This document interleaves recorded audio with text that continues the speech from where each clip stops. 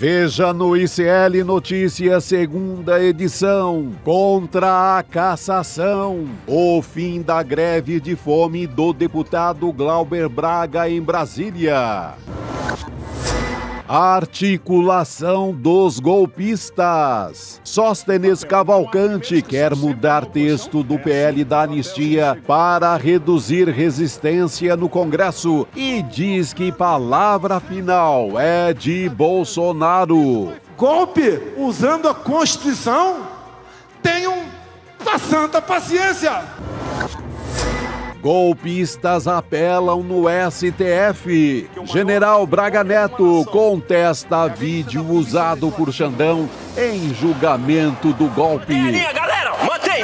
É bom lembrarmos que nós tivemos tentativa de golpe de Estado violentíssimo. O ICL Notícias, segunda edição, está no ar.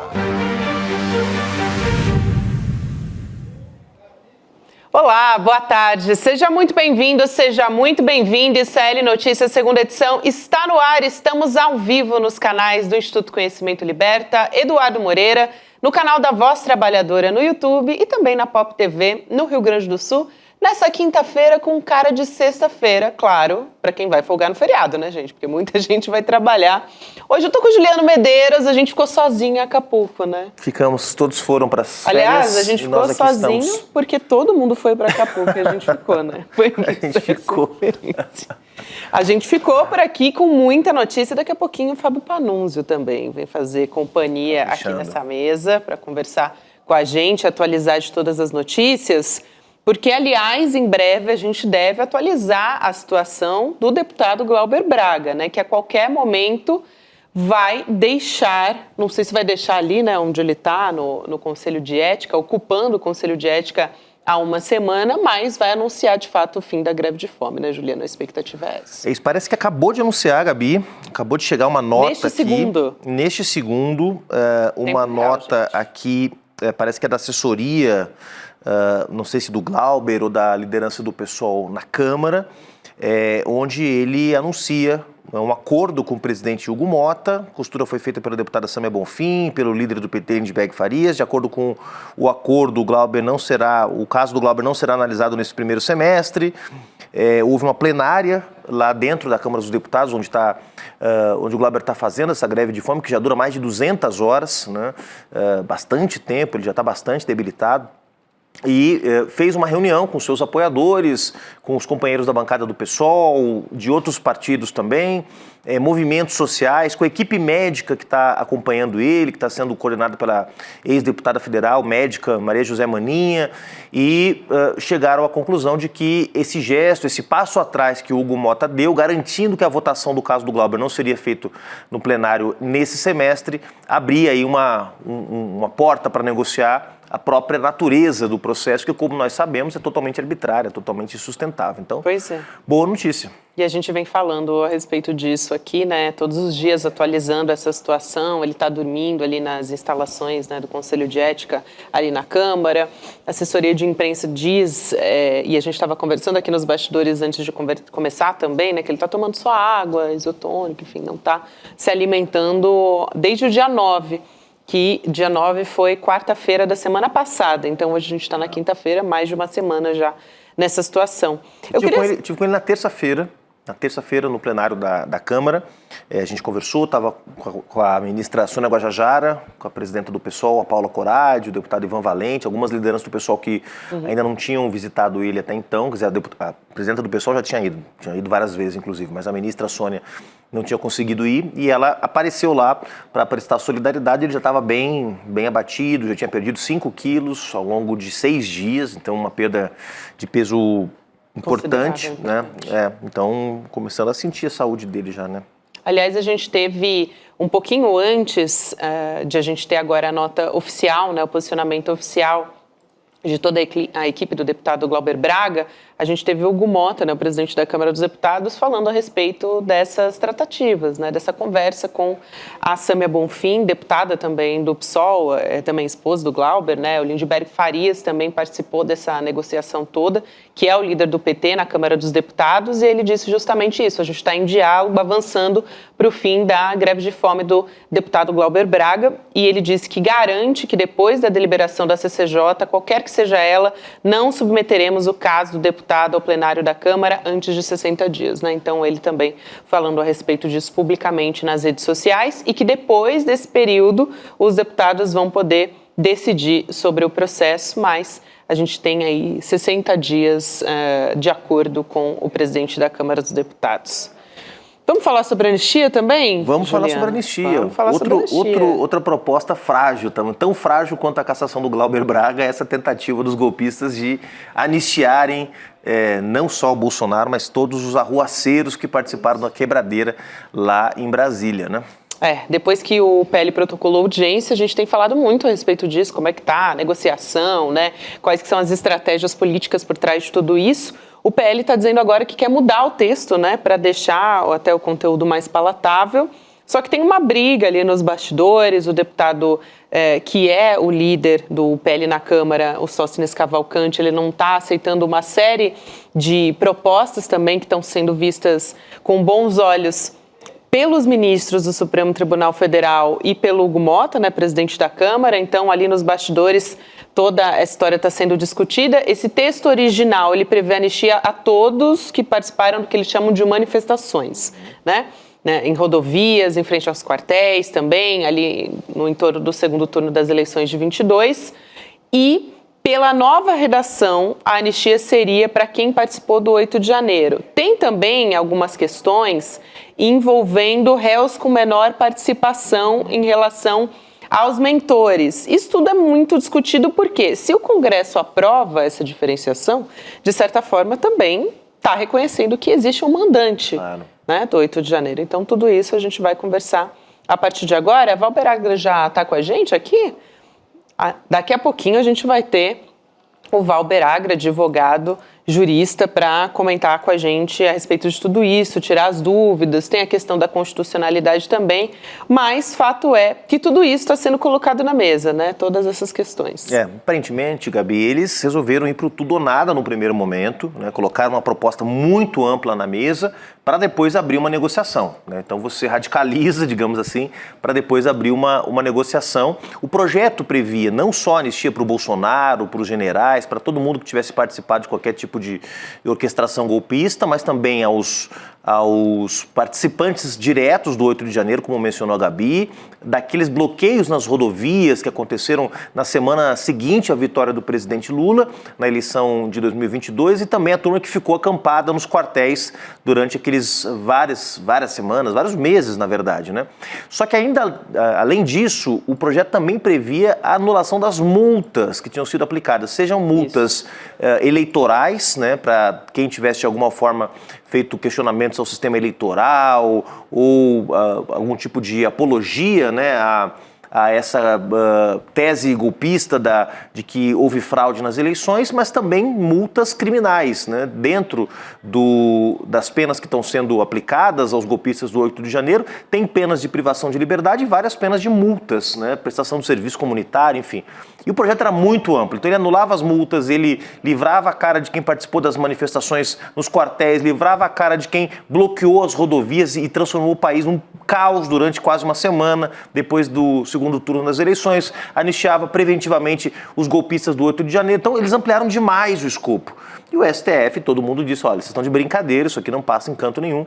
Então acho que agora começa uma segunda etapa, onde eles começam a tentar abrir uma negociação. É isso que está sendo feito, porque já conseguiram as assinaturas para urgência, mas pautar vai ser difícil pra caramba, porque pautar significa o Hugo Motta enfrentar o governo, enfrentar o STF, em troca de uma aliança com o bolsonarismo que hoje é muito frágil. Vamos a Brasília com imagens agora, fala o deputado Glauber Braga, Juliana. Então a gente vai trazer aqui a fala do deputado que deixa, né, que chega ao fim da greve de fome. Cada pessoa dos mais variados locais, a essa... Quero agradecer ao conjunto de veículos que imprensa e também viabilizaram que essa mensagem pudesse chegar às pessoas. E eu quero dizer para vocês que eu estou suspendendo a greve de fome, mas nós não estamos suspendendo a luta contra o orçamento secreto. Nós não estamos suspendendo a luta contra o gasto. Nós não estamos suspendendo a luta pela estabilização. Então a gente ouve o deputado Glauber Braga anunciando o fim da greve de fome e deu para ouvir brevemente também ele dizendo que continua, né, na luta contra o orçamento secreto, enfim, continua firme nas suas posições dentro da Câmara dos Deputados. Vamos tentar ouvir mais um trechinho. Vem a partir de uma mensagem que demonstrou, através de toda essa solidariedade, um recuo, uma sinalização importante contra a perseguição que aqui... Então, a gente ouviu aqui o deputado Glauber Braga falando com a imprensa, ao lado da Sâmia Bonfim, também deputada, né, esposa dele, que estava visitando o Glauber todos os dias, outras lideranças do PSOL, né, acho que a Talíria também estava ali do lado. A Talíria, Bruna Biondi, vereadora de São Caetano, também apareceu ali no cantinho, a ministra Aniele Franco também, ali à direita. Um momento importante, né? Eu recebi informações aqui de que havia muita emoção no plenário, no momento em que... Porque isso, evidentemente, além da injustiça, né, Gabi, que o Glauber está enfrentando, e do sacrifício pessoal, que significa decidir fazer uma greve de fome, sacrifício não só para ele, mas para a Sâmia, sua companheira, para o Hugo, seu filho, para a família, para a equipe. Eu tive lá, estava todo mundo muito cansado, muito desgastado emocionalmente. Além da injustiça que a tentativa de cassação representa, você tem ainda uma falta de perspectiva. Foram uma semana quase sem nenhum diálogo, sem ninguém do Centrão abrindo qualquer porta para conversar, para negociar. Então, realmente foi uma luta muito dura nesses dias aí. Então, dá para perceber a emoção aí da turma e o cansaço também depois desses dias, né? Em breve a gente vai ter as informações completas também. Ele acabou de deixar ali os aposentos, né, de onde ele estava instalado dentro da Câmara dos Deputados, conversando com as lideranças também partidárias, com jornalistas. Em breve a gente traz essas informações todas atualizadas para você.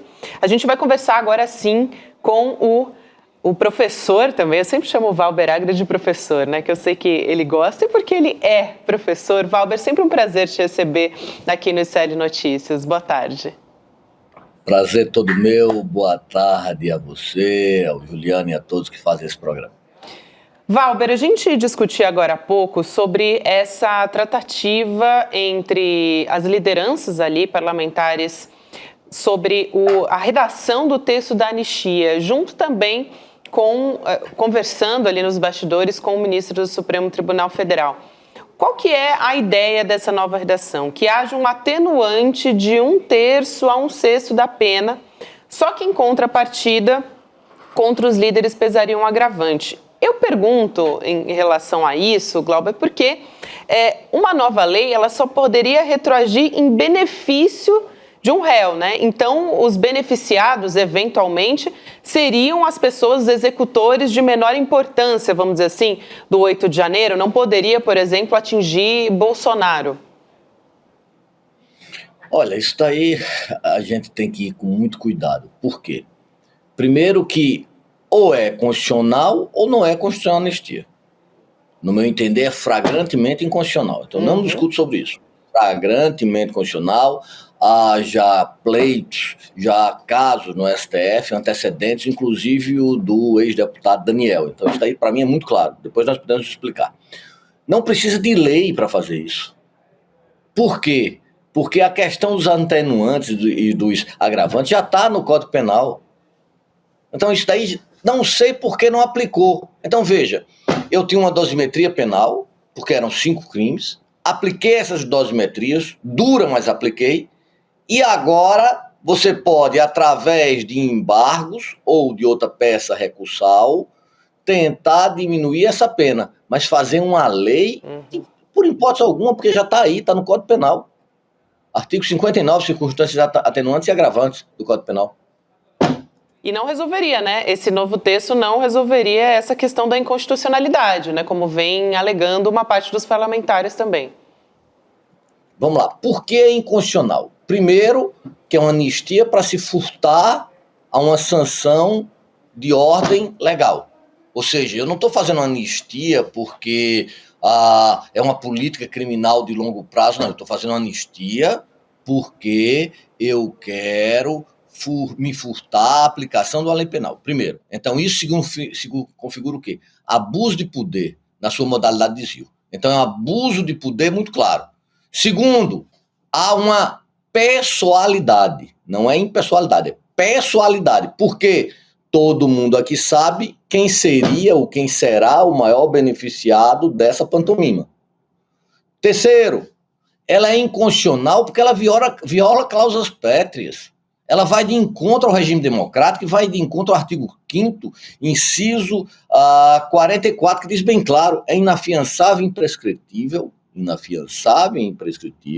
e, portanto, cláusula pétrea, não pode ser modificado nem por emenda, quiçá por lei complementar, ações de grupos armados, civis ou não, de grupos contra o Estado democrático e a ordem constitucional. Ou seja, se eu não posso, se é imprescritível e é inafiançável, como é que pode se dar uma anistia? Ou seja, o poder derivado não pode, ou seja, o poder que modifica a Constituição está impedido de modificá-la, quiçá o legislador ordinário com a lei ordinária. Ordinária, essa sim, no sentido denotativo e conotativo dela, porque é ordinária porque vai contra os valores sensíveis da sociedade brasileira. Professor, Dr. Valber Agra, muita gente pergunta se é possível aprovar uma anistia que alcance quem não foi condenado ainda, porque nós estamos falando de uma série de indivíduos que já foram condenados por participar dos atos golpistas do 8 de janeiro, direto ou indiretamente, mas claro que o bolsonarismo não está de olho nos peixes pequenos que foram condenados a 2, 3, 5 anos de prisão ou que estão pagando multas. Isso é a maioria. Né, que são a imensa maioria, exatamente. Eles estão de olho, na verdade, na anistia que pode chegar aos 4 generais que estão no banco dos réus, ao Jair Bolsonaro e outras pessoas. E muita gente pergunta, mas olha, ele está aprovando, o Congresso aprovaria uma anistia, e essa anistia poderia alcançar quem ainda não foi condenado no momento da aprovação da anistia? Porque, obviamente, o PL, se conseguisse sucesso na sua tática de fazer esse projeto andar na Câmara e no Senado, e se por acaso ele fosse sancionado pelo presidente Lula, que eu acho quase impossível, provavelmente o Bolsonaro ainda não teria sido condenado. O processo dele vai se arrastar ao longo do ano, né? A pergunta que fica é, esse projeto de anistia poderia alcançar quem ainda não foi condenado? Vamos lá, são 3 coisas. Primeiro, é inconstitucional. Claro. Se é inconstitucional, não cabe nem nós discutirmos essa segunda opção sua. Indo para a sua opção, eu não vejo problema nenhum, porque eu estaria pegando o quê? Eu estaria pegando um fato jurídico, os atos lá do dia 8 de janeiro de 2024, e fatores conexos. Primeiro é estranho, porque eu não tenho um determinante temporal. Não. Pode ser qualquer coisa e a conexão pode ser a mais abrangente possível. E eu poderia, assim, dizer que aquilo não foi uma afronta? Não. Mas que eu não iria dar sanção. Eu não poderia negar o fato jurídico, ou seja, foi uma afronta ao Estado Democrático de Direito. Mas eu não poderia dar sanção. Então, se eu não posso dar sanção, então todos os processos vão perder o objeto. Ou seja, a resposta para a sua pergunta é no sentido positivo. Agora, terceira indagação que você faz implícita é, você acha que mesmo com um pedido de urgência isso vai andar? Pessoal, quantos pedidos, quantos projetos, quantos PLs, projeto de lei, tem com pedido de urgência que não tramita? Tem PL com mais de 6 anos. Mas o que é mais interessante não é isso. Como é que a opinião pública deixa que os deputados, e nós conseguimos aí, eles conseguiram aí 260 e tantos deputados, podem se reunir para pegar um processo que é contra a democracia, que é o bastião da sua própria legitimidade. Isso é um paradoxo. Eu sou contra a democracia e eu me avoro dessa mesma democracia, por exemplo, para ganhar orçamento secreto. Veja que não é nem contradição, é tão profundo que já chega a ser um paradoxo. Então, seriam essas 3 questões aí, Juliano, que tu ensaiasse de me perguntar. Eu queria, professor, trazer aqui, eu estava comentando, né, que eles estão negociando entre os parlamentares do PL, também o presidente da Câmara, com ministros do Supremo Tribunal Federal. A estratégia do presidente da Câmara pelo PL, né, o Sóstenes, é seguir pressionando para pautar o requerimento de urgência desse projeto de anistia. E ele até reconhece a possibilidade de fazer alterações no texto, só que ele diz que isso é só com a anuência do Jair Bolsonaro. Ele falou publicamente sobre isso. E aí eu queria trazer aqui uma fala do Sóstenes para a Folha de São Paulo. Por quê? Vou explicar já já. Primeiro eu vou trazer as aspas aqui do Sóstenes Cavalcante. Ele diz o seguinte: ele, Bolsonaro, já deixou tudo pavimentado. A palavra final é dele, do texto, do PL da anistia, mas quando estiver pronto, bato com ele. Se não puder visitar no hospital, posso mandar por WhatsApp ou pela Michele Bolsonaro. Enfim, falando que vai mandar pelo Zap ou então pela esposa do Jair Bolsonaro, a Michele. E eu te pergunto, professor, né, se duas coisas aqui. Primeiro, esse reconhecimento, assim, abertamente ao Bolsonaro ser o beneficiado, vai aprovar, inclusive, o texto, segundo o presidente do PL na Câmara, e também se o Congresso aprova essa diferenciação também entre os líderes, os mandantes e os réus de menor importância. Se não é reconhecer que há um mandante do 8 de janeiro. Primeiro que não cabe nenhum tipo de acordo na questão da aplicação da lei. Nem republiquetas, né, mais insidiosas fariam algo desse top. E ainda, o problema não é nem fazer, é reverberar que vai fazer. O que me choca é essa reverberação, ou seja, eu não tenho nenhuma vergonha, nenhum pudor. Ou seja, é o despudor total, né? É como se fosse uma licentude ad infinito. Essa é a primeira questão. Segunda, como é que alguém que vai ser beneficiado vai interpor pedidos, interpor demandas, fazer a lei? Quer dizer que viramos mesmo uma Colômbia onde Pablo Escobar dizia onde queria ser preso, os guardas e o que ele teria acesso. Veja coisa ridícula. Então, isso daí já manifesta a inconstitucionalidade total. Mas veja, eu posso modificar formalmente o PL? Pode. Isso daí não tem nenhum problema, não. Nós poderíamos dizer apenas se ele teria que pegar a maioria absoluta novamente ou não. Mas a questão é, pode haver acordo em relação a isso? Um processo não cabe recurso? Cabe. Inclusive se a pena foi estipulada de forma dura, e algumas foram, não adianta a gente negar, não adianta ser maniqueísta aqui, algumas foram. Não tem recurso para isso? Não tem o recurso da revisão? Não tem os recursos apropriados? Para que não, então, impetrá-los?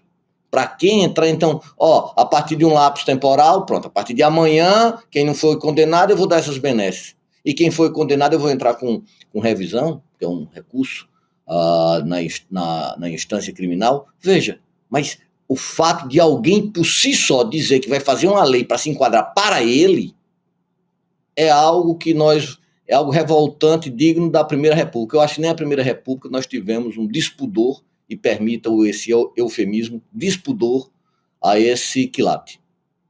E, professor, tem aí uma questão também que tem a ver com o momento que nós estamos agora, o momento em que o bolsonarismo está tentando emplacar a versão de que é preciso ter uma revisão, uma anistia, porque as penas foram muito pesadas, né? Enfim, tudo que o senhor já falou aqui e é flagrantemente inconstitucional. Digamos que eles consigam promover uma pressão que garanta a aprovação disso na Câmara, o que seria um absurdo. Bom, ainda assim o projeto não teria validade, porque ele teria que ser referendado pelo Senado e depois por uma sanção presidencial, o que tudo indica não vai acontecer, seja porque o governo tem melhores condições de fazer essa disputa no Senado, seja porque o presidente Lula não vai se indispor com o STF e sancionar um projeto como esse. Então, ainda que seja aprovado pela Câmara, e eu não descarto completamente essa hipótese, apesar da flagrante inconstitucionalidade, porque pode ser conveniente para a Câmara deixar para o Centrão, sobretudo, deixar na gaveta um projeto de anistia para o caso do governo Lula derreter. A gente sabe que o Centrão está está com um pé em cada canoa. Se o governo Lula vai bem, eles tiram o pé da canoa bolsonarista. Se o governo Lula vai mal, eles tiram o pé da canoa governista. Ou seja, não tem nenhum pudor o Centrão de fazer isso. Já fez muitas vezes na história. E do ponto de vista político, da agenda econômica, tem muito mais identidade com a extrema-direita do que com a esquerda. Mas o que eu quero perguntar, professor, é o seguinte. Digamos que a Câmara aprove.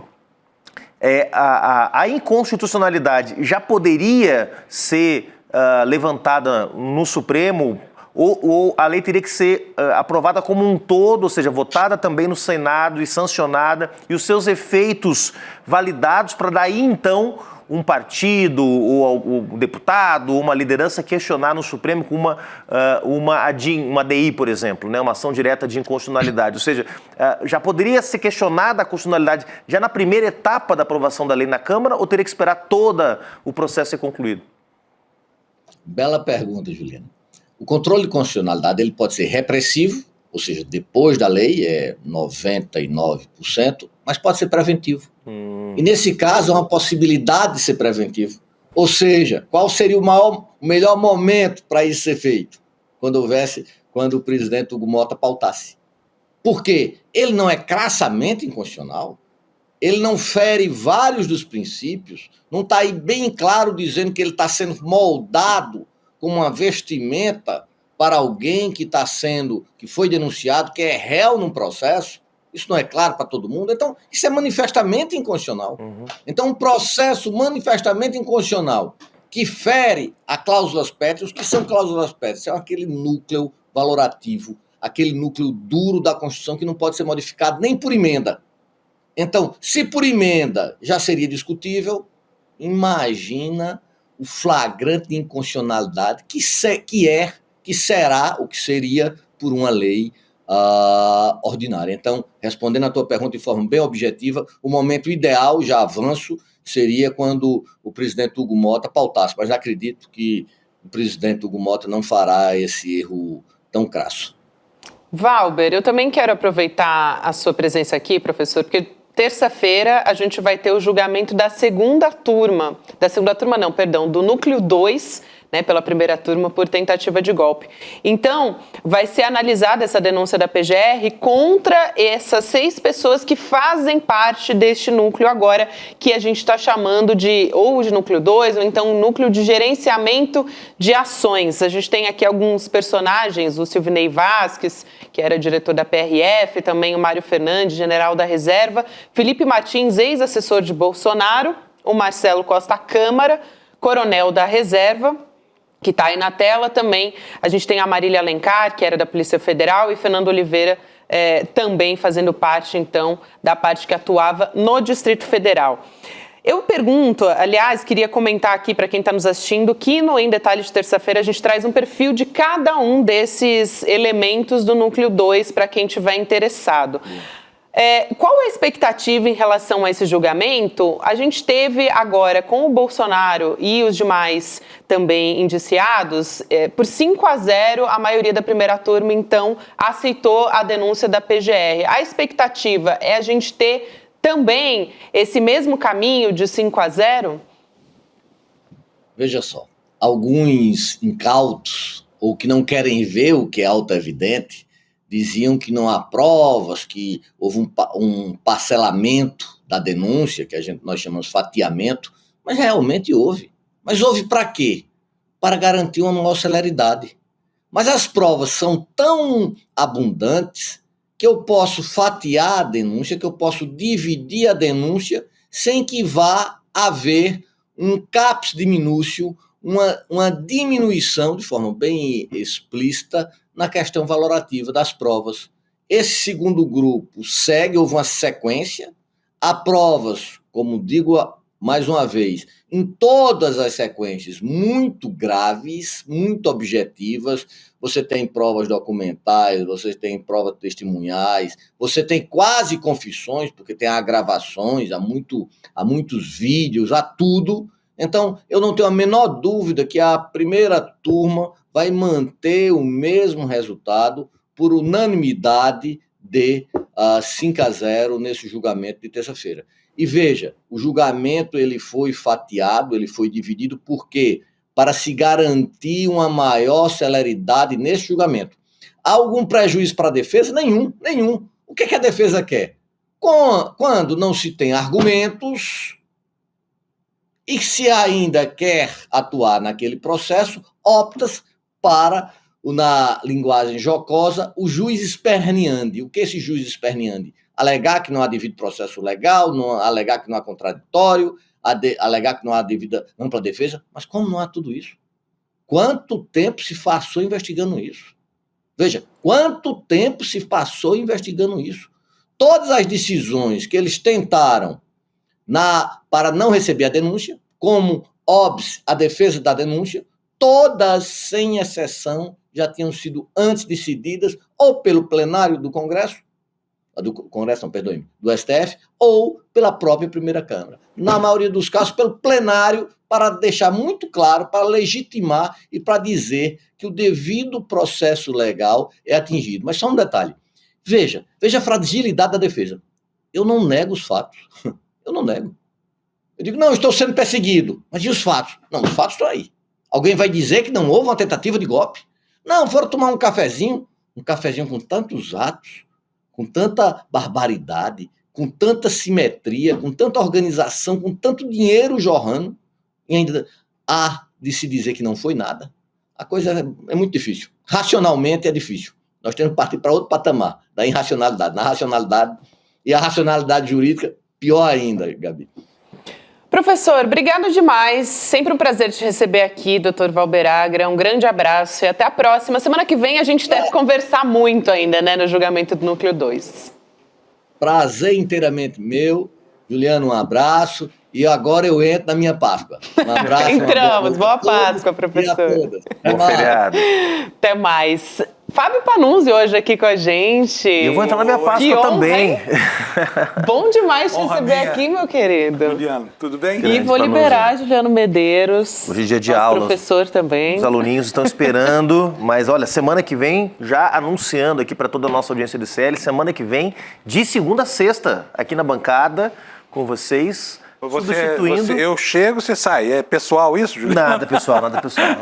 Mas de segunda a sexta-feira, na próxima semana, substituindo o Chico Sá. Que está de Daqui a pouco vai ter que assinar minha carteira, o ICL aqui.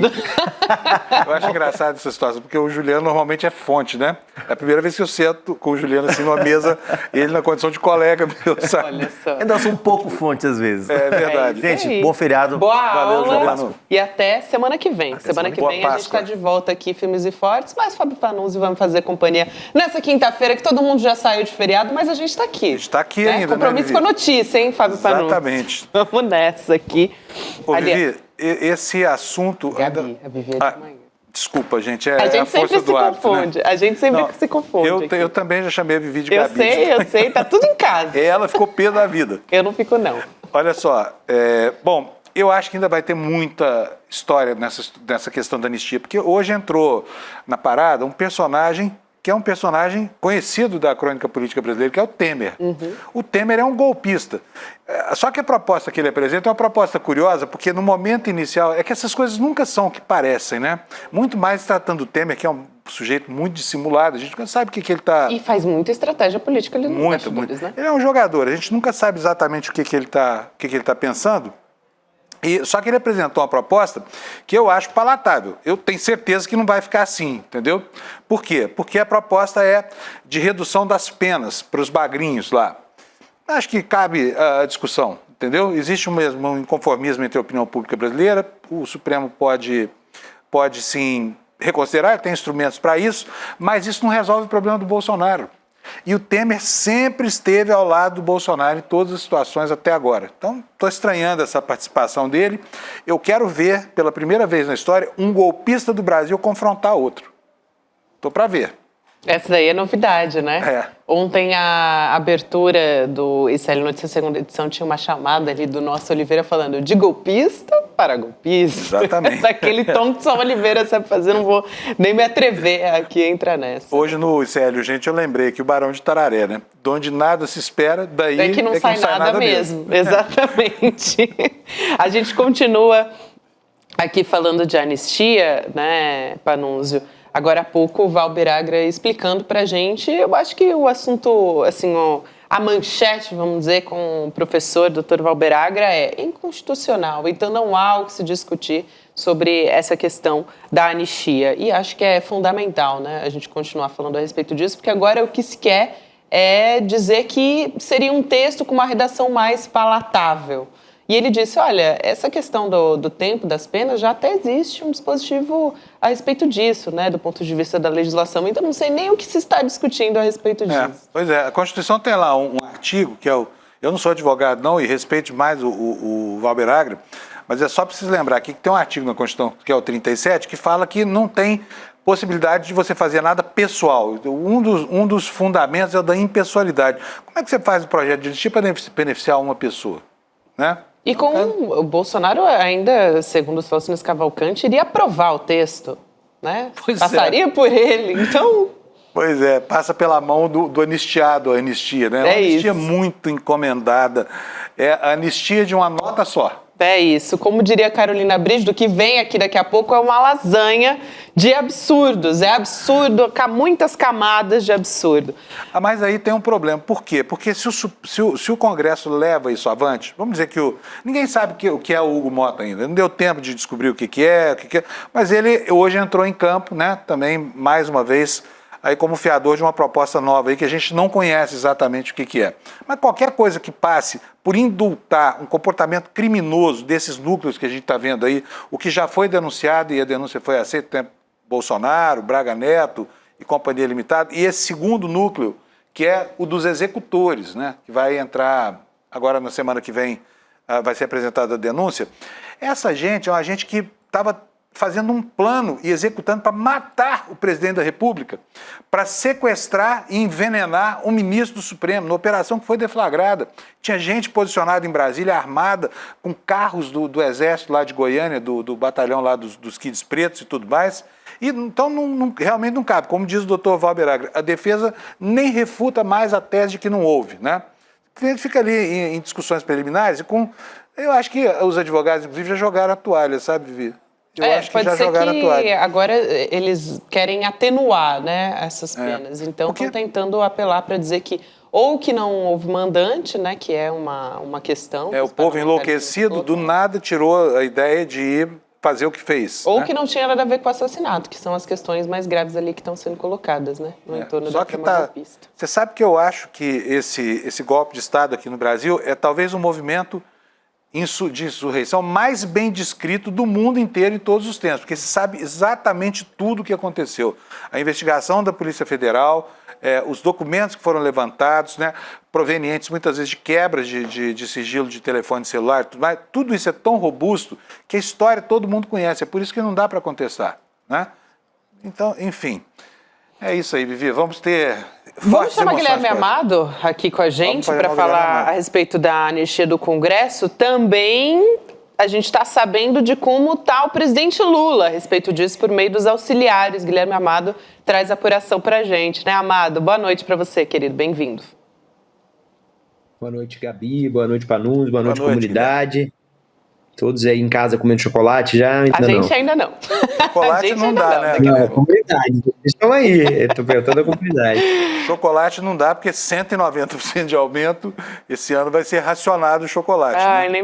Nem me fala. Já estou chorando com isso. Agora, Amado, sobre essa questão da anistia no Congresso, né? O governo também está tramando, assim, estratégia política para tentar esvaziar a anistia, enquanto o Congresso tenta avançar com esse projeto, até tentando agora mudar a redação. Enfim, a gente estava falando sobre isso até agora. O presidente Lula, ele tem comentado que ele quer manter distância desse assunto, certo? Porque ele não estaria disposto, o presidente, a se envolver em atrito, principalmente com o Supremo Tribunal Federal. É um bom momento, né, para o presidente Lula. Ele está ali até dialogando bem agora com o presidente da Câmara, do Senado, depois de passar por Arthur Lira. Agora tem o Hugo Mota, que é alguém que, se é possível conversar, né? Antes, nem isso era possível. Agora, qual tem sido o papel de Lula? Como é que tem sido a fala de Lula a respeito dessa história, Amado?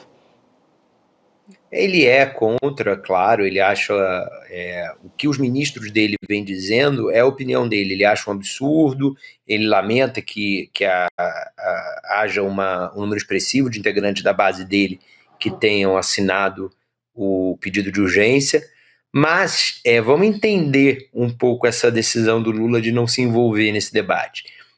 O primeiro que o Lula não pode ser sócio dessa derrota, então se o governo for, ou melhor, olha eu falando que se o governo for derrotado, porque de fato será uma derrota do governo, mas o governo quer se descolar dessa derrota, né? E o Lula quer se descolar dessa derrota também. O que o governo vem tentando construir isso é um tema do Congresso, neste momento Câmara, do Congresso com o STF. A gente, governo, não é parte nessa discussão. E isso é estratégia, não querer gastar cartucho com temas que não pertencem ao governo.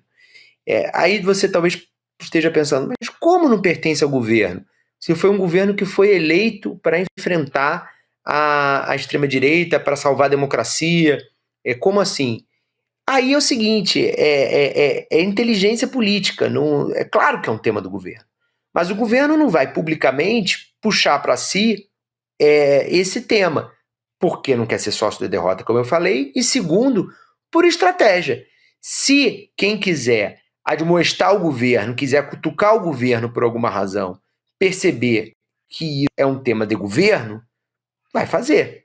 Agora, se for colocado que é um tema STF versus Congresso, a briga que o camarada que está lá do Centrão, que está votando para ali Bolsonaro, vai comprar é com Alexandre de Moraes, Gilmar Mendes, o Toffoli, Barroso, por aí vai. É uma briga mais cara para ele, né, do que se for uma briga com o Lula. Guilherme, agora, o cenário que está se desenhando é um cenário engraçado, porque é óbvio, como você falou, que o governo pode até tentar não se envolver, mas o papel do governo é exatamente combater, né? Ele foi eleito para combater esses movimentos neofascistas aí que ameaçam agora ficar livres de qualquer forma de punição. Mas eu queria saber como é que você entendeu a entrada do Temer nessa história toda, Guilherme. Porque o Temer, afinal de contas, é um personagem que a gente sabe qual é o papel dele na história do Brasil e fica imaginando aqui, estava comentando aqui com a Gabi agora, difícil ver um golpista contra outro. Principalmente dois golpistas que têm tanta afinidade no campo ideológico quanto esses dois. Como é que é essa história, na sua opinião? Olha, eu acho que o Temer ele entra numa posição aí de mediação de interesses, né? Que é uma coisa que o Temer é craque. E ele não entra de uma maneira muito diferente do que outras pessoas já entraram. Vou citar aqui um ministro do governo Lula, Silvio Costa, dos Portos e Aeroportos, que é do Republicanos, mesmo partido do Hugo Mota, partido do Tarcísio de Freitas, integrante da base, parte do partido é integrante da base, e que teve muitos dos seus deputados assinando o pedido de urgência. O que o Silvio Costa me disse naquela entrevista há 2 semanas? Criticou o STF dizendo que há, sim, penas excessivas e disse esperar que o STF diminua essas penas. Ele não defendeu o Bolsonaro, ele não defendeu o general Heleno, ele não defendeu o Braga Neto. Pelo contrário, ele foi muito claro que essas pessoas não podem ser anistiadas. Essa separação entre a Débora do batom, a vovozinha da Bíblia, o pipoqueiro, a separação dessas pessoas dos cabeças, e não é que essas pessoas, quem está defendendo esse meio termo, essas pessoas seriam anistiadas, elas teriam penas reduzidas. Isso pode enfraquecer o movimento pela anistia, né? Você não viu o Temer fazendo uma defesa de anistia aos golpistas, de anistia à cúpula do golpismo. E também nem defendeu a anistia em si. Ele foi nesse ponto da pena. Que é um ponto que tem sido muito discutido, né? Essa questão das penas. Achei interessante aqui uma leitura do Guilherme Amado sobre como isso pode enfraquecer até a anistia, né? Essa tese e não beneficiaria pessoas como Bolsonaro, por exemplo, ou os aliados políticos do Bolsonaro que tiveram um papel ali muito fundamental nessa questão do planejamento do assassinato. Você sabe, Gabi, desculpa aqui. Vou fazer um breve comentário. Desculpa, para não dizer. Vai, Guilherme, por favor.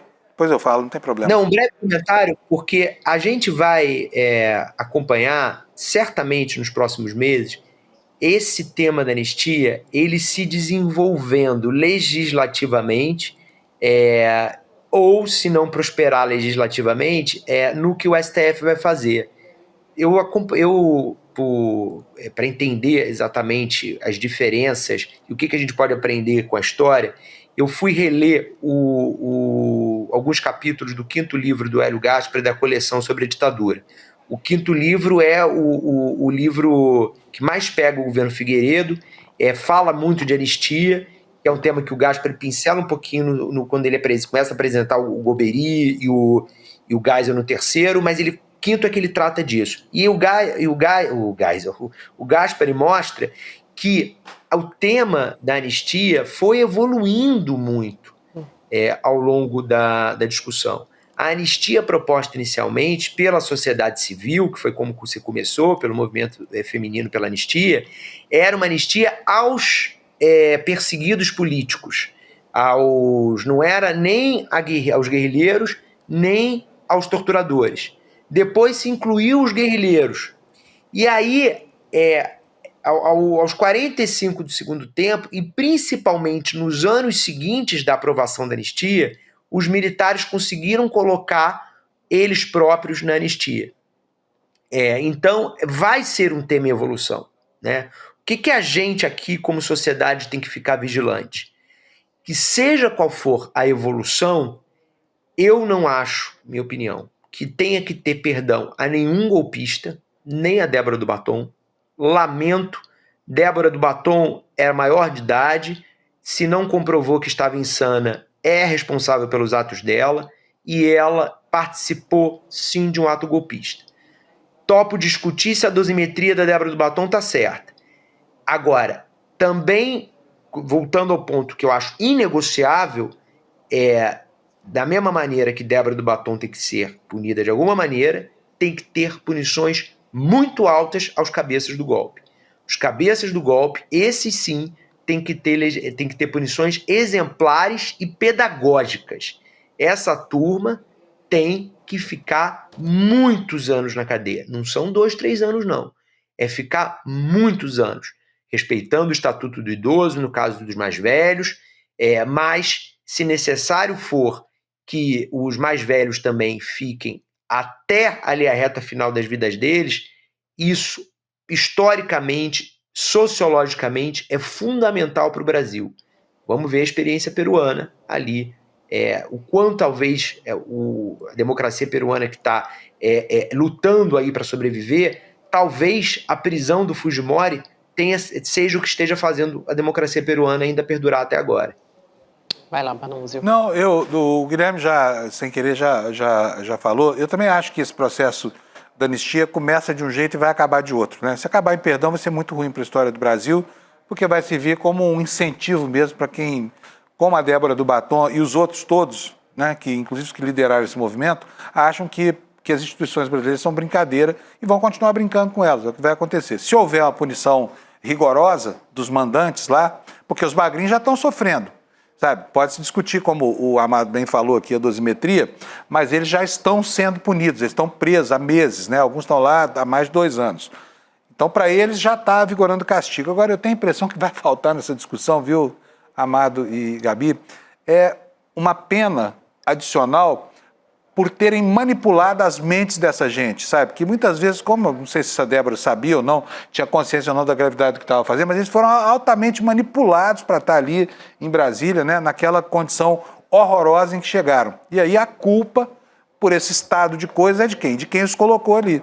Ou seja, dos cabeças que estão lá em cima querendo a anistia, né, Guilherme? Exato.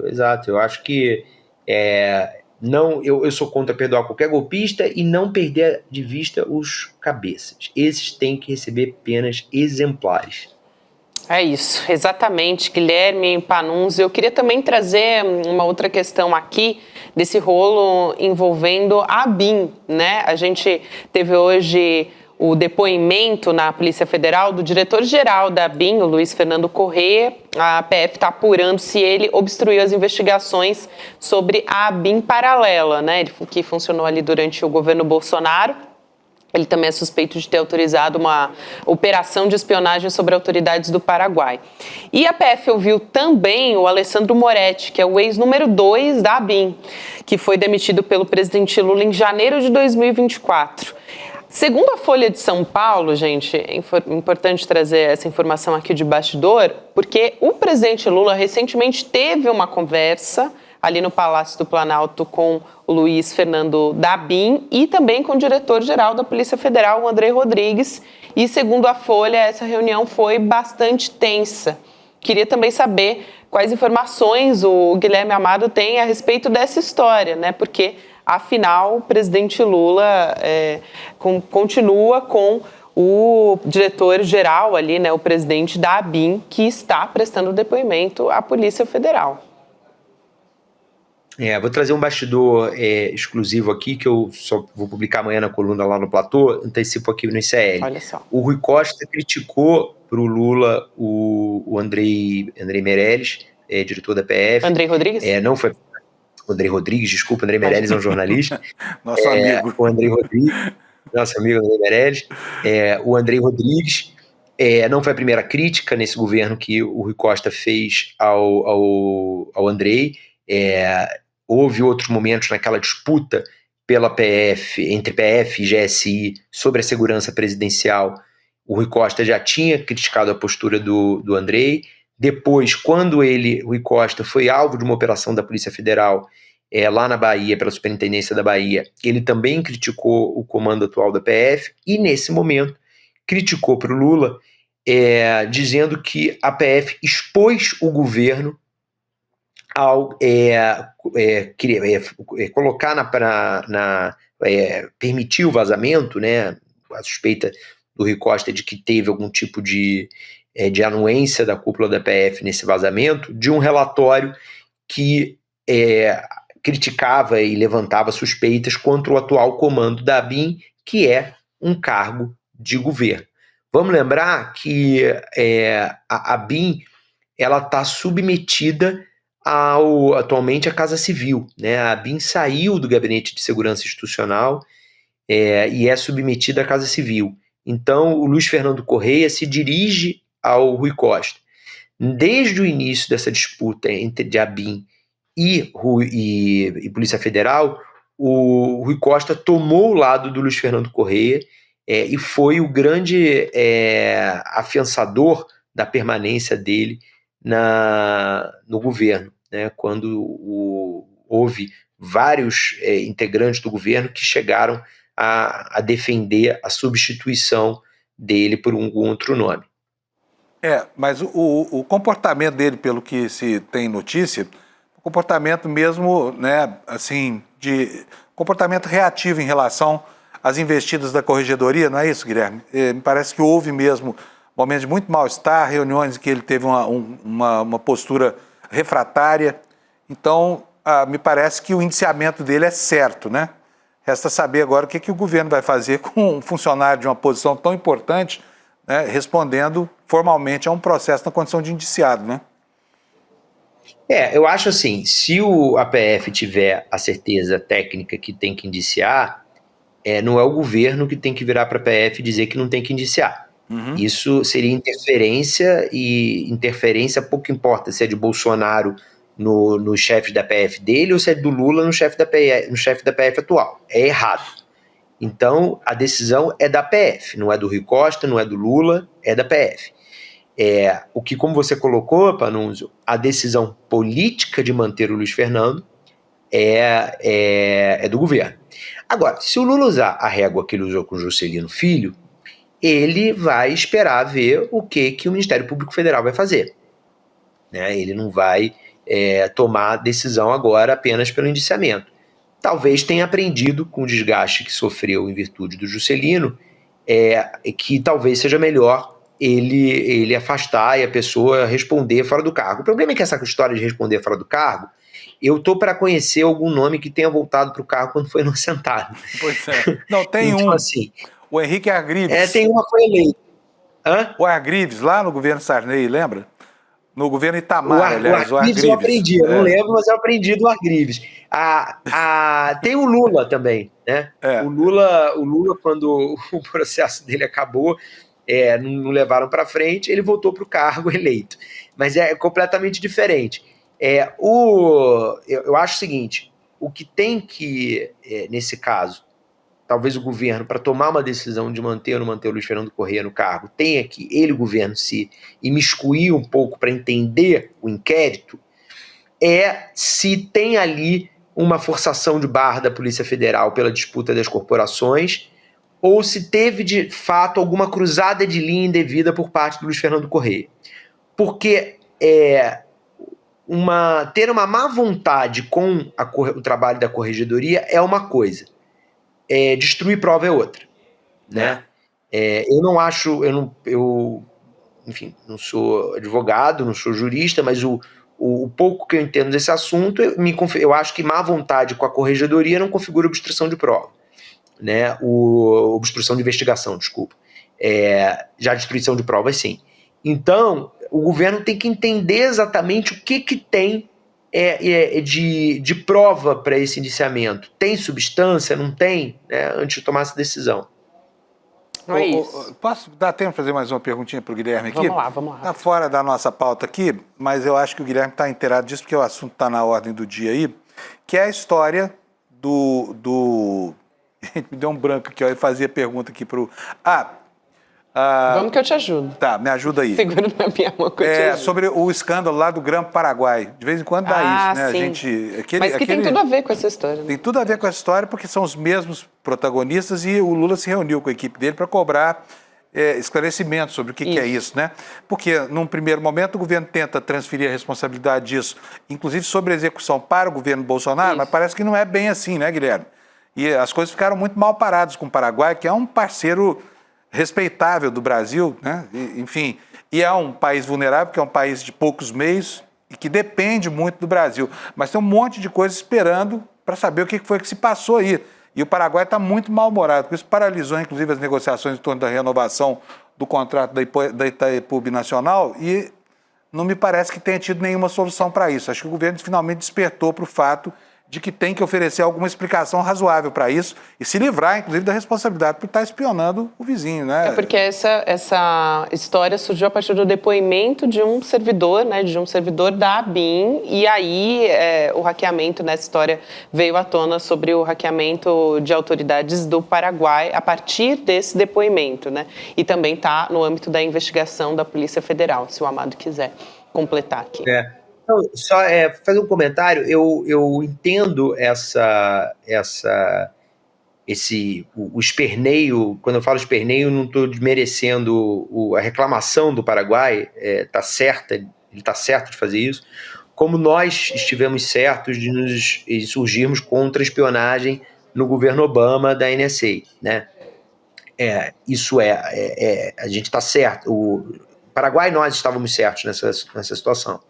Agora, eu acho que tem que se ter uma discussão de sociedade, e aí é de sociedade mesmo, o que a gente quer fazer com a ABIN, né? A gente quer ter um serviço de espionagem, não pode ser dentro do país. Espionagem dentro do país, constitucionalmente já está decidido que não pode ser feito. Ótimo, tem que ser assim mesmo. Vamos ter espionagem fora do país? Aí é o seguinte, o Brasil vai ficar completamente sem um aparelho de inteligência para não usar de maneira nenhuma? É uma discussão que a gente tem que fazer. Beleza, nós como sociedade tomamos essa decisão, a gente vai ter que ver os prós e contras disso. Eu acho que nessa discussão de espionagem tem, às vezes, uma certa ingenuidade geral de como as coisas deveriam ser e como elas são de verdade, né? Não nos enganemos que não existem espiões venezuelanos aqui no Brasil. É claro que existe. A inteligência venezuelana é muito capaz. A inteligência cubana é muito capaz. Todo país tem, de alguma maneira, algum órgão de inteligência. Uns mais capazes, outros menos capazes. Eu não acho que o Brasil, pelo tamanho que tem na região, pelo tamanho que quer ter no mundo, o Brasil possa prescindir de espionagem em algum grau. Agora, eu acho que tem que ter parâmetro, né? E isso eu acho que é um dever do Congresso, que nunca parametrizou de verdade direito como que é o funcionamento da BIM. O que pode e o que não pode fazer lá fora, né? Eu acho que a gente, com certeza, a gente não quer, como país, ser uma CIA que acha ok torturar, que acha ok cruzar qualquer tipo de linha da dignidade humana em nome da segurança nacional e dos interesses dos Estados Unidos. Claro que a gente, como país, não quer isso, mas, ao mesmo tempo, a gente quer ser surpreendido, e não é papel do diplomata descobrir que tem um iminente golpe de Estado num país vizinho. Isso não é papel do diplomata, né? Isso é uma função de inteligência, por exemplo. Então, assim, em que medida vou dar um exemplo completamente aleatório aqui, tá, gente? Talvez até tenha acontecido isso, mas só para me fazer entender. Em que medida, se o governo Lula estivesse suficientemente abastecido de informações sobre o que o Nicolás Maduro estava disposto a fazer no ano passado na Venezuela, em que medida o governo teria insistido naquela negociação que acabou não dando em nada e ele atropelou o processo eleitoral e nunca mostrou se o processo eleitoral foi ou não foi transparente, né? Talvez ali, se tivesse um trabalho da BIM de qualidade, tivesse municiado a decisão governamental e o Lula não teria insistido naquela postura com o Nicolás Maduro. Estou usando um exemplo aqui só para me fazer entender. Nada demais por hoje. Bom feriado para você. Bom, daqui a pouquinho, né? O Amado tá querendo comer ovo de Páscoa, então vamos liberar ele, né? Também. O querido Amado. Valeu, querido. Não tem dinheiro para comprar o monjaro do Davi Alcolumbre, então tem que trancar a boca. Então vou pro chocolate, não. Vamos nessa, querido. Valeu. Até semana que vem. Tchau. Tchau, tchau. Aliás, Panunzio, a gente tem a informação atualizada aqui sobre o Glauber Braga. Agora há pouco a gente trouxe imagens, né, da coletiva de imprensa do Glauber. Ele, inclusive, agora a gente tem as imagens, né, dele saindo aqui ao lado da Sâmia, também da deputada Luísa Erundina, caminhando e aí conversando com a imprensa. Isso foi logo depois, né, que ele decidiu pelo fim da greve de fome, que ele estava há 8 dias ali só na água, no soro, né, enfim, e ele estava dentro da Câmara, dormindo dentro da Câmara, recebendo visitas, solidariedade em protesto contra a cassação do mandato dele ali no Conselho de Ética da Câmara. E isso também para não pautar no plenário essa história, né? Pelo desenrolar dessa história. Agora o acordo com o Hugo Mota depois de 60 dias só eles voltarem a falar a respeito disso, Panunzio. Posso fazer um comentário totalmente sem nada a ver, Gabi? Você me permite? Você me autoriza? Olha só a imagem. Põe a imagem de novo pra gente, professor, só pra gente ver, porque eu vou falar uma coisa aqui que vocês vão observar. O Glauber foi durão, né? 8 dias sem comer, só bebendo isotônico e tomando água, né? Tudo bem, estava ali checado, mas a gente sabe que o organismo entra em colapso quando a gente não come, né? Mas ele saiu bem rechonchudo dessa greve, olha lá, ó. Você não acha? Ele parece que emagreceu nada. Eu fiquei chocada dele conseguir caminhar depois, né, de tudo que aconteceu. Ele ficou 8 dias ingerindo só líquido, só água e perdeu quase 5 quilos o Glauber Braga. Então, assim, imagino que agora vai ter que passar também. Ele estava sendo avaliado ali, né? Pelas equipes médicas dentro da Câmara, mas imagino que agora vai ter que passar por uma avaliação também. Peguei até que algumas aspas que ele disse, né? Porque a gente estava aqui ao vivo e não acompanhou a fala do Glauber. Então, ele disse o seguinte: eu estou nesse momento suspendendo a greve de fome, que eu anunciei há 9 dias, e essa suspensão, depois de dialogar com os movimentos, conversar muito tempo em uma reunião que durou bastante tempo, vem depois de um compromisso que foi assumido pelo presidente da Câmara. E acho que ele está se referindo justamente a esses 60 dias, né? Só para que as pessoas não confundam, pensar que ele está livre da cassação, porque não é o que está acontecendo, viu, gente? O que está acontecendo lá é que o Hugo Mota entrou... Aliás, o Hugo Mota tem horas que parece ser um personagem muito interessante, assim, em relação ao que era o Lira, né? No sentido Mas o Hugo Mota entrou aí como bombeiro e conseguiu construir. A gente não sabe exatamente o que está por trás disso, porque formalmente o que o Glauber ganhou foi 60 dias para poder se defender perante o plenário, né? Eu acho que o mandato dele está salvo. tem essa impressão. Hoje saiu na capa do Jornal do Estado de São Paulo. O que é uma grande reviravolta, se for isso mesmo, né? É uma grande reviravolta. Porque estava praticamente o que a gente conversava enquanto estava sendo discutido no Conselho de Ética puxa, não tem mais o que fazer e agora a discussão vai a plenário. Então, muita gente questionou também, porque o Glauber, ele decidiu ali na hora, vou entrar em greve de fome então. E muita gente disse, meu Deus, ele não avisou ninguém, né? Foi uma coisa assim que todo mundo ficou chocado. Talvez tenha sido realmente uma saída que vai surtir um resultado, uma mobilização, talvez que as pessoas não esperavam, né? Que se fosse chegar. Exatamente. E o Glauber é um parlamentar muito importante, mas muito. Ele é talvez hoje o deputado mais ativo me lembra a atuação dele, me lembra muito a atuação do Zé Genuíno, lá nos anos 80, 90. Né? Ele é um parlamentar que não tem medo do confronto, ele é um sujeito de fala fácil, né? De vez em quando ele usa umas palavras lá que eu acho que falam por nós todos, e ele não pode ser cassado simplesmente por conta de uma agressão. Por outro lado também, não dá para não punir o Glauber, porque senão vira uma rinha de gás aquilo lá. Mas, e aí? Vamos pegar aqui, quem está patrocinando esse espetáculo são quem? São os bolsonaristas, que odeiam o Glauber. E o Hugo Mota, que né, entre os bolsonaristas, é aquele que tem mais poder, porque ele manipula ali a opinião no Centrão. Sem contar que o relator dessa discussão, né, do processo contra o Glauber, já agrediu o jornalista. E estava ali decidindo a respeito disso. Né? Exato. O que eu vejo é o seguinte, não dá para não dar uma punição. Agora, qual é a punição adequada para isso? Pode ser um voto de censura. Pode ser uma censura pública, pode ser uma censura por escrito, pode ser 3 dias de suspensão. Tem tanta pena para aplicar que caçar o mandato do cara, caçar a vontade de 78 mil eleitores do Rio de Janeiro, que confiam no Glauber, que querem vê-lo lá na Câmara por causa de uma cena como aquela, em que, literalmente, me desculpe a palavra, mas um pentelho do MBL vai lá agredir a mãe do cara que está no leito de morte, sabe? É preciso ser mais do que humano para suportar uma provocação dessa. Eu vivo falando, olha, se houver alguma complacência para com a humanidade que esse gesto traz, sabe? Porque todo mundo tem limite. Uma hora você, que é uma pessoa tão equilibrada, tão cordata e tudo mais, você vai partir para agressão se sofrer uma agressão, né? É um ataque contra a mãe dele, né? Enfim, um assunto ali. E não gosto nem de chamar de militante, né? Porque foi um arruaceiro ali do MBL. Mas ele acompanhava já o Glauber e já fazia ataques, insultava, e inclusive a mãe dele há bastante tempo. Então essa história, enfim, tomou contornos que a gente nem imaginava que poderiam chegar.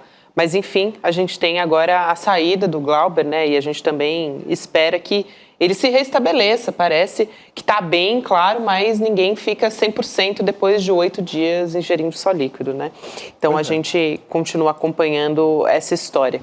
Agora, Panunzio, a gente vai falar de uma estreia, né, de um documentário aqui no Aliás, eu estou falando isso desde o Desperta hoje, porque eu acho super importante. A gente aqui, isso não é segredo para nenhum de vocês que estão assistindo a gente faz uma crítica muito, muito ácida ao comportamento dos jornalões ao longo das eras aqui no Brasil, né? A gente sabe que em 1964, todos os grandes jornais, o Globo, a Folha de São Paulo, o Estadão, todo mundo, o Jornal do Brasil, todo mundo apoiou aquele golpe militar, né? Então a imprensa saiu em uníssono. O que a gente não sabia durante muito tempo é que alguns desses jornais iam além da manipulação da opinião pública, além da notícia editorializada, disfarçada de informação pura, né? E eles cediam meios para que a ditadura pudesse exercer toda a sua política de horrores, né? E esse foi o caso da Folha de São Paulo.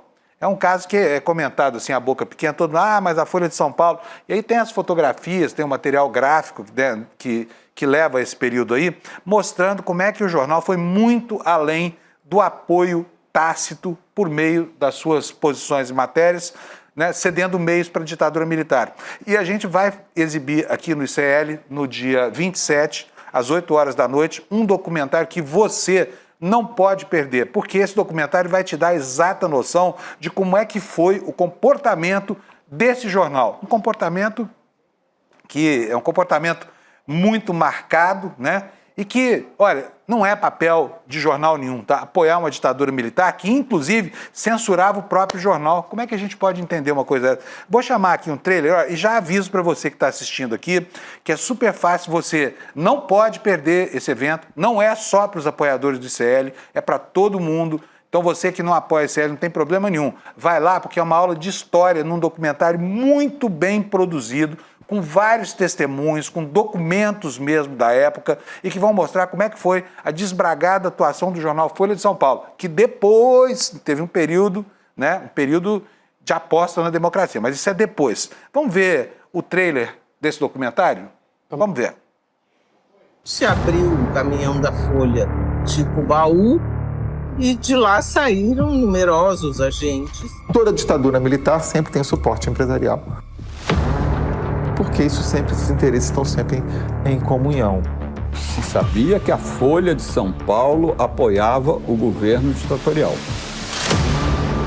Quem está interessado em lucro, em geral, não está interessado em escrúpulos, e muito menos em princípios éticos. O Grupo Folha, mais do que apoiar a ditadura editorialmente, ela apoiou materialmente, ela deu suporte ao aparato repressivo da ditadura militar.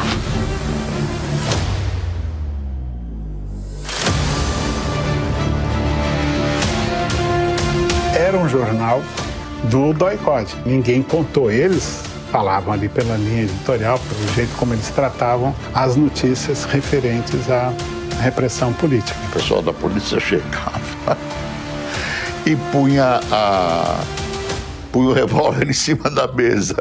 Trabalhava com o revólver em cima da mesa.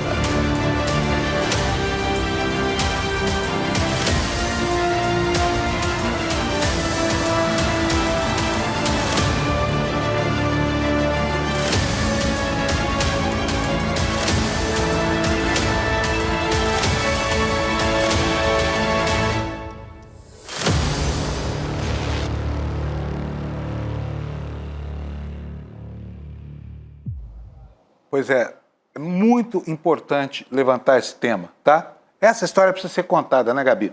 Então, vou repetir para vocês, gente, olha, icln2.com.br é o link. Você pode ir aí agora, já garante logo o seu ingresso. No dia, a gente lembra desse compromisso. É super importante, quem gosta de política, quem gosta de história, não pode deixar de assistir a esse documentário muito bem produzido e que vai ser exibido com exclusividade aqui pelo ICL dentro de 10 dias, no dia 27, um domingo, às 8 horas da noite. Viu, Gabi? Marca na sua agenda. Anotei tudo aqui, ó. Dei o check aqui. É isso aí, então, gente. E vamos seguir falando a respeito da nossa política aqui brasileira, também dos dias atuais. Carolina Brígido vai chegar para conversar com a gente. Oba! Carol, boa noite para você. Boa noite, Gabi. Boa noite, Panunzio. Boa noite a todos que nos acompanham hoje. Olha só, Carol, eu queria trazer um artigo da revista The Economist, né, que publicou esse artigo colocando em xeque a capacidade da primeira turma do Supremo Tribunal Federal em julgar o ex-presidente Jair Bolsonaro por tramar o golpe de Estado, né, por essa acusação. E aí, o que diz esse artigo, gente? Está pontuando que caso o julgamento prossiga na primeira turma e não no plenário da corte, isso pode agravar a crise de credibilidade enfrentada pelo STF nos últimos anos. Então, essa publicação está dizendo que a nossa corte, que é a corte brasileira, tem um sistema de juízes com poderes excessivos e focando também as críticas no ministro Alexandre de Moraes. Eles estão chamando de, quem chama de um juiz estrela, né, o Big Alex. Aqui, a Suprema Corte Brasileira em julgamento. Então, a gente traz aqui o artigo da The Economist, a gente separou esse trecho da revista falando o seguinte, abre aspas, então, para o artigo publicado na The Economist. A democracia brasileira tem outro problema, juízes com poder excessivo. E nenhuma figura personifica isso tanto quanto Alexandre de Moraes, que ocupa o cargo no Supremo Tribunal Federal. Seu histórico mostra que o poder judiciário precisa ser reduzido. Outro dia, The Economist trazia, né, uma crítica ao Donald Trump, quer dizer, mas agora aparece criticando o judiciário brasileiro. Carol, conta a história pra gente. É isso, de Xandão a Big Alex. Big Alex. A gente viu já uns dias atrás tinha também um artigo na New Yorker, a revista prestigiada americana, e era um perfil de Alexandre de Moraes, o primeiro ministro do STF a ter um perfil na New Yorker. E nesse perfil anterior, esse da New Yorker, era bastante elogiativo a atuação de Alexandre de Moraes. Pintou o ministro Alexandre como o grande defensor da democracia e o juiz com coragem de peitar as Big Techs. Aí agora vem a Economist e traz de novo Big Alex, mas agora em outro papel, em papel de vilão. A Economist diz que o Alexandre de Moraes é um dos juízes mais poderosos do mundo, disputando ali poder, inclusive com os ministros da Suprema Corte americana. E faz esse alerta de que ele estaria reunindo em si mesmo muitos poderes, que seria como se fosse o grande juiz do Brasil, né, o dono do judiciário, entre aspas, e recomenda que o Supremo Tribunal Federal, que os outros ministros, a instituição STF, faça uma moderação nesse poder concentrado em apenas um só juiz. Como a gente sabe muito bem, Alexandre de Moraes é adepto da tese de falem mal, mas falem de mim, né? Eu duvido que ele esteja muito incomodado com essas publicações de tanto renome internacional falando dele por tanto tempo. Então, esse poder é não apenas no judiciário, né, mas também na mídia. Ele já domina o noticiário no Brasil e agora está dando passos pela Europa, pelos Estados Unidos, pelas publicações internacionais também. Mas fica esse alerta, né? Alexandre de Moraes realmente ele é relator daquelas ações derivadas daquele primeiro inquérito das fake news aberto em 2019 e de lá para cá ele vem amealhando bastante poder dentro do judiciário e é inclusive o relator desse processo da trama golpista que a gente vai ver o julgamento da próxima denúncia, né, da próxima fatia da denúncia do Procurador-Geral da República agora na terça-feira. Sabe o que eu penso? A Europa tem uma visão muito contaminada da atuação de juízes como o Alexandre de Moraes por causa do Baltazar Garzón, né? Era um juiz que lá no passado perseguiu o Pinochet, foi um sujeito que teve uma atuação espetacular. E logo depois disso, 2012, anos depois que ele teve essa atuação tão proeminente, não sei se a Carol lembra disso, porque ela era criança ainda, mas eu acho que ela lembra. O Garzón acabou sendo processado porque, enfim, teria autorizado escutas ilegais no processo e aí o mundo veio abaixo, né? Na Itália aconteceu a mesma coisa lá com os juízes que fizeram a operação Mãos Limpas deles lá, né? Então a Europa é meio vacinada. Agora, a matéria da Economist, ela junta um monte de argumentos falaciosos, né? E ela aproveita para, assim, elencando essas suspeitas aí contra a atuação do Alexandre de Moraes, colocar em dúvida a própria isenção do Supremo, porque diz que, né, o Zanin e o Flávio Dino e o Toffoli foram nomeados pelo Lula, essa coisa toda, sugerindo, ela não declara isso, mas sugere que o Supremo não teria condição de equidade, distância para julgar nada, né, Carol? Fábio, esses eventos todos que você falou não era nascida não, você vai me desculpando, mas eu o famoso eu estudei. Eu também não era. Eu olhei no Google e me informei. Mas, de qualquer forma, a Economist faz essa ponderação, sim, que Alexandre de Moraes tem esse poder todo amealhado em torno de si mesmo, mas a própria Economist recomenda que o próprio Supremo Tribunal Federal faça essa moderação em relação ao poder de Alexandre de Moraes. Então, mesmo que cite ali que os juízes foram nomeados por Lula e que vão julgar Bolsonaro agora, ainda assim está colocando mais credibilidade nesse pessoal do que no próprio Alexandre de Moraes. Então, ali, a contabilidade para Alexandre de Moraes ficou meio que equânime, né? Primeiro, ele recebeu afagos da New York e agora ele está ali recebendo críticas da The Economist. Eu acho que são duas publicações que trazem visões diferentes, né, de Alexandre de Moraes, que atuou bastante, digamos assim, entre aspas, para o bem, né? Ali em determinado momento foi um garante da democracia, conduziu com rédea curta as eleições de 22, mas em compensação tem todo esse poder reunido em torno de si mesmo, que sim, abre margem sim a algum tipo de questionamento, porque pelo menos na história recente do Supremo Tribunal Federal, a gente não viu nada parecido em relação a atuação de um ministro sozinho. Em muitos períodos fica parecendo que Alexandre de Moraes é uma reunião de todas as decisões importantes do Supremo Tribunal Federal. E isso realmente é atípico no sistema democrático brasileiro, a gente não costuma ver com tanta frequência. Agora, só fazendo um comentáriozinho antes de passar para o próximo assunto, a Suprema Corte da Inglaterra tomou a decisão hoje, né, que considera que mulheres trans não são enquadradas legalmente como mulheres, né? E aí tem um protagonismo e uma luta encanecida que acontece lá na Inglaterra, né? Em torno disso aí, uma luta inclusive que criou na figura da J.K. Rowling lá, que é a autora do Harry Potter, né? Um personagem odioso, que enfim se contrapôs a todos os avanços do processo civilizatório e acabou ganhando essa parada aqui. Então, estranho ela que uma revista... comemorou, né? Ela comemorou bem. Ela vem mantendo assim, posições ultraconservadoras há muito tempo, né? Eu até me arrependo de ter lido os livros do Harry Potter, viu? Deu uma entristecida, né? Como uma grande fã de Harry Potter, eu fiquei muito entristecida também ali.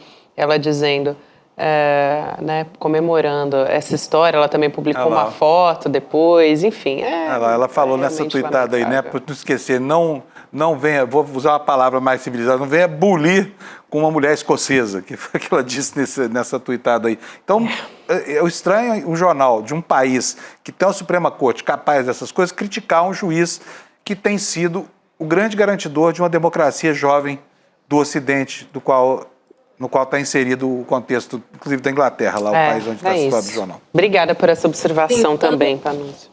Mas, assim, o que é interessante também a gente pontuar é que a crítica da Economist foi em relação à concentração de poder de Alexandre de Moraes. Porque se a gente olhar na atuação do Supremo Tribunal Federal no campo progressista, é uma corte que está muito além das cortes europeias e de muitas cortes, inclusive dos Estados Unidos. O Supremo Tribunal Federal já garantiu, em um passado muito recente, a legalidade da união homoafetiva, tem sido um grande garantidor desses direitos de minorias no Brasil.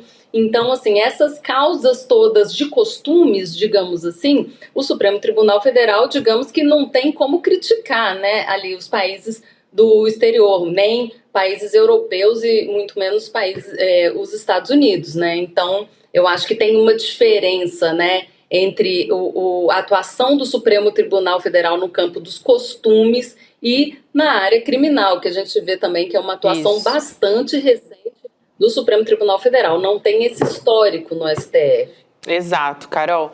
Agora, eu queria trazer um ponto importante. A gente vai ter o julgamento do Núcleo 2 na semana que vem, terça-feira, e o primeiro núcleo, né, foi julgado, foi pela primeira turma do Supremo Tribunal Federal, né, se tornaram réus, e a tendência é que agora esses 6 integrantes do Núcleo 2 também passem a essa condição em breve.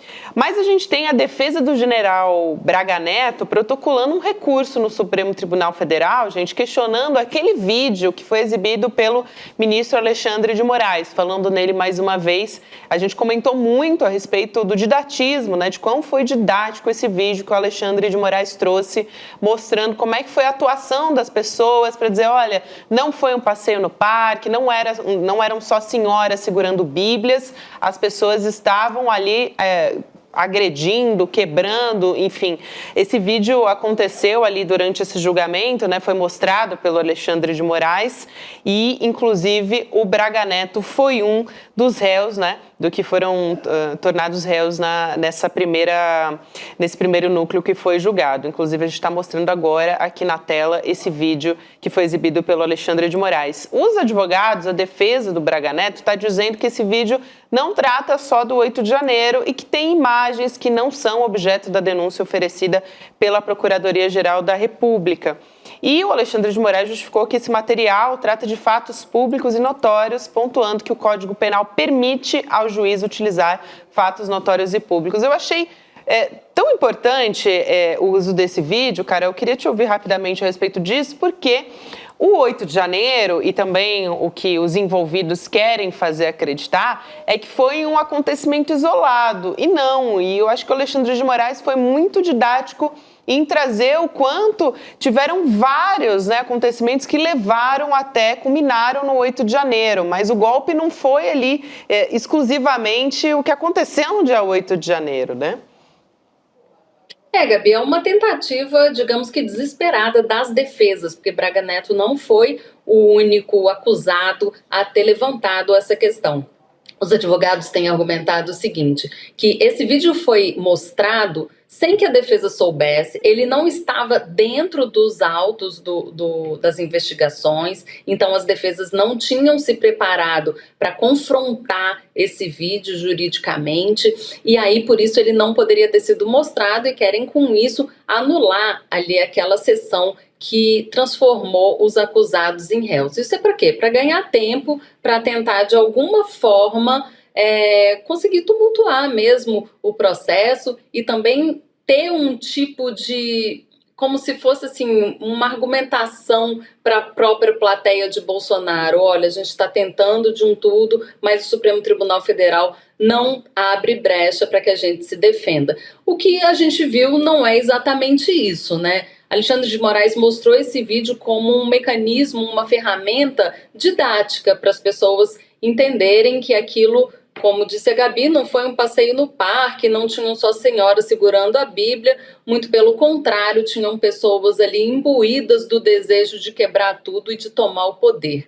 Então, isso foi importante para mostrar, porque a gente sabe que quem assiste esse julgamento não é só o ministro do Supremo, não é só as pessoas que compõem a primeira turma e as pessoas que foram lá para assistir, mas ele está sendo televisionado. Então, esse vídeo sendo mostrado nesse momento é importante, inclusive, para a sociedade não se esquecer da gravidade do que aconteceu ali naquele 8 de janeiro, que não foi só uma arruaça, só uma tentativa de depredar prédios públicos, mas foi a ponta do iceberg de uma tentativa de golpe que já estava sendo planejada desde setembro de 2021, como diz a denúncia da Procuradoria-Geral da República. Então foi apenas um recurso teórico, um recurso didático, não foi uma prova nova, nada ali que tinha naquele com vídeo. O Tribunal do Júri, né, Carol, que você até disse na época.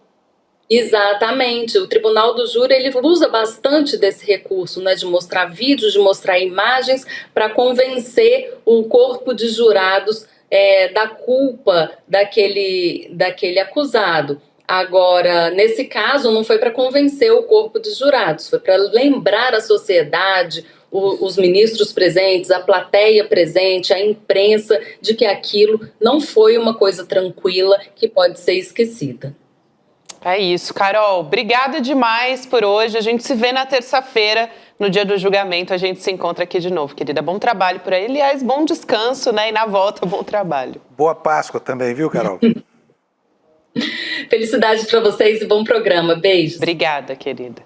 Panunzio, vamos nessa também? Ué, você que manda. Quer comer um pouquinho Já de chocolate? Acabou? Eu cheguei aqui às 6 da manhã hoje. Posso ir? Tá bom pra você? Tá ótimo. Tá bom pra você? Tá ótimo. Mas então eu gosto de ficar aqui. A companhia é maravilhosa. Semana que vem a gente tá nessa companhia maravilhosa de novo, então, no julgamento na terça-feira. Eu te espero aqui de novo. Eu vou ter 4 dias pra descansar. Agora eu vou chegar bem descansadinho. Eu também. Na terça-feira. Vamos voltar com tudo na terça-feira, hein, gente? Lembrar mais uma vez que a gente vai ter a cobertura especial do julgamento do Núcleo 2 pela primeira turma na semana que vem, na trama do golpe. A gente vai nessa. Bom feriado pra você, bom descanso, boa Páscoa para quem é de Páscoa e a gente está de volta na semana que vem. Boa noite para todo mundo. Boa noite, Paulo. Tchau, bom fim de semana, boa Páscoa para todo mundo. Vocês sabiam que policiais circulavam armados dentro da redação da Folha de São Paulo durante o regime da ditadura, impondo medo aos jornalistas da redação? Você sabia que carros da Folha de São Paulo eram utilizados para operações que sequestravam e torturavam pessoas que eram levadas para o DOI-CODE? Você sabe qual foi a relação entre o maior jornal do Brasil e o regime da ditadura? Ninguém sabe. Quer dizer, sabia. Foi feito um documentário por um dos maiores diretores do Brasil, Chaim Litevski, em cima de um trabalho feito por um grupo que analisou documentos e conversou com dezenas de pessoas que presenciaram isso que eu falei. Essa série documental vai ter o seu primeiro episódio exibido no ICL, no dia 27 de abril, um domingo, às 8 horas da noite.